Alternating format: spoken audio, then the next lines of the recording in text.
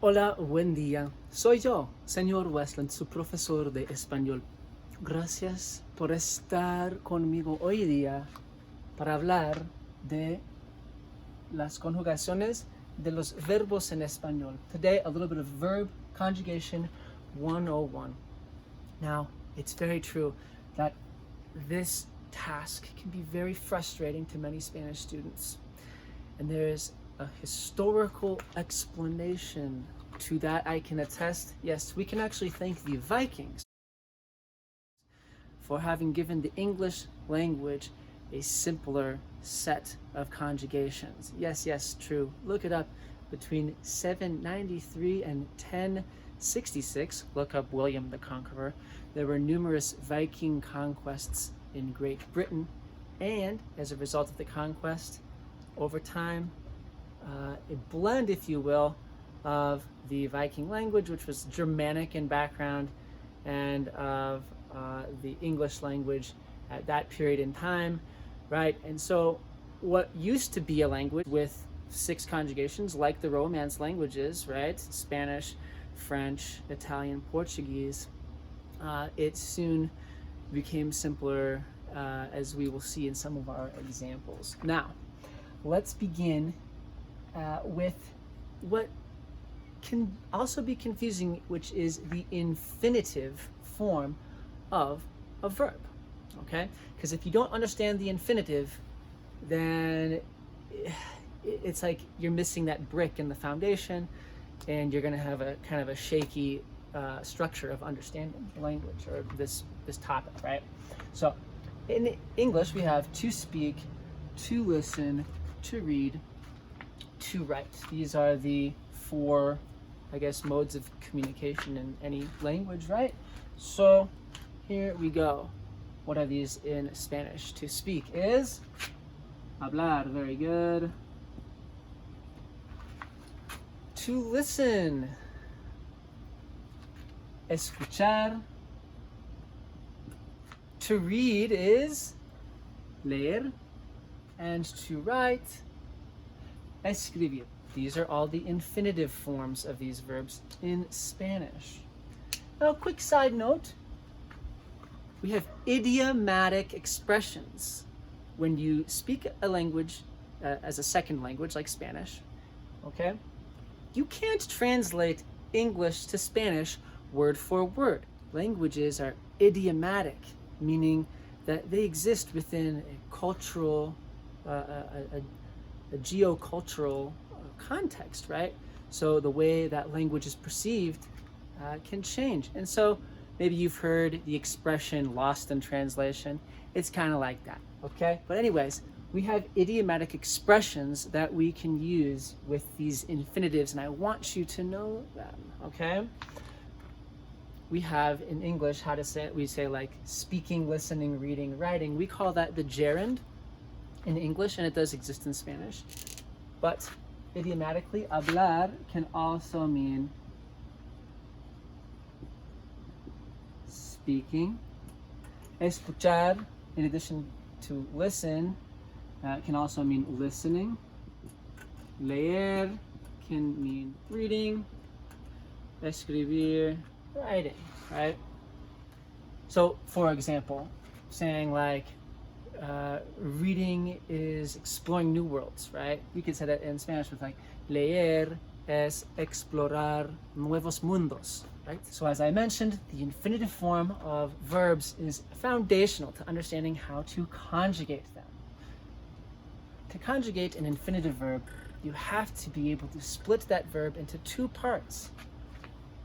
The stem and the ending. You have 3 different endings. Notice ad, and ir listed as well. So it really is as simple as isolating your ending, removing the ending to reveal the stem, and adding the conjugation to the stem. Let's just go with the yo form. And a side note, memorizing the yo form of a verb in any tense is a great way to start getting yourself on the right track to the other 5 conjugations. So, I speak would be hablo. I listen would be escucho. I read would be leo. I write would be escribo. So how to memorize these endings if time is so scarce? Mnemonic devices or strategies that help us remember are very powerful when time is scarce. And being a musician, I have a little conjugation ending jingle that I would like for you to memorize. All right, let's begin, shall we? So this bluesy, funky kind of riff I'm going to play is going to go to these conjugations in a rhythmic way. Now, a quick note, notice how this L of conjugations on each three is in green, and then the top right two are in red. Everything in verde, I want you to pronounce softly, okay? Everything in rojo, I want you to pronounce strongly, okay? With a little bit more oomph, okay? As in, o, as, a, amos, ais, am. All right, here we go. Let's begin. Let's start with the adverbs, hablar, bailar, etc. Vamos. O, as, a, amos, ais, an. Now you try it. O, as, a, amos, ais, an. O, as, a, amos, ais, an. Gotta have that repetition. Let's keep going. O, as, a, amos, ais, an. Two more times. O, as, a, amos, ais, an. O, as, a, amos, ais, an. Adverbs. All right. Comer, correr, barrer, which means to sweep. All right. Let's give it a shot. Vamos. O, es, e, hemos, eis, en. Yeah. O, es, e, hemos, eis, en. Your turn now. O, es, e, hemos, eis, en. O, es, e, hemos, eis, en. Two more times. Let's go. O, es, e, hemos, eis, en. O, es, e, hemos, eis, en. Last one. Ir verbs. Vivir, escribir, asistir, etc. And these ones are much similar to the adverbs, as you can see. The only difference is the imos and is instead of hemos and es. Let's go. O, es, e, imos, is, e. Come on, give it a shot. Let's go. O, es, e, imos, is, e. O, es, e, imos, is, e. Come on, let's go. O, es, e, imos, is, e. Two more times. O, es, e, imos, is, e. Last time. O, es, e, imos, is,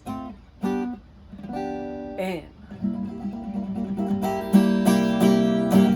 All right. Yeah. All right. Thank you all so much.